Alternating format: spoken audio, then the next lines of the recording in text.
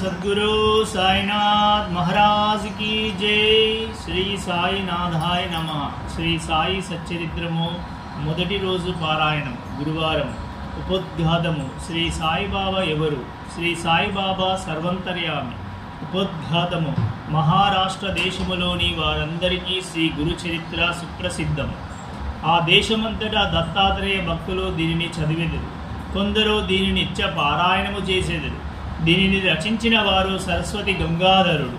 ఇందులో శ్రీపాద శ్రీ వల్లభ స్వామి యొక్కయు శ్రీ నరసింహ సరస్వతి స్వామి యొక్కయు లీలలను విచిత్ర చర్యలను వర్ణింపబడి ఉన్నది. వీరిద్దరు దత్తాత్రేయుని ముఖ్య అవతారములు. ప్రముఖ మరాఠీ గ్రంథకర్తయగు శ్రీ ఎల్.ఆర్.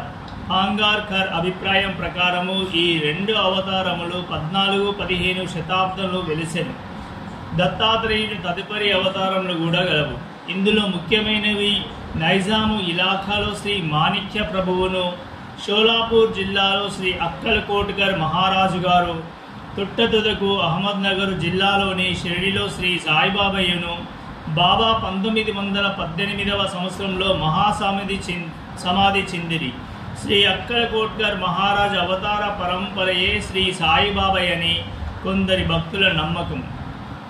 మొదటి పేజీ సమాప్తం. శ్రీ సచ్చిదానంద సద్గురు సాయినాథ్ మహారాజ్ की जय।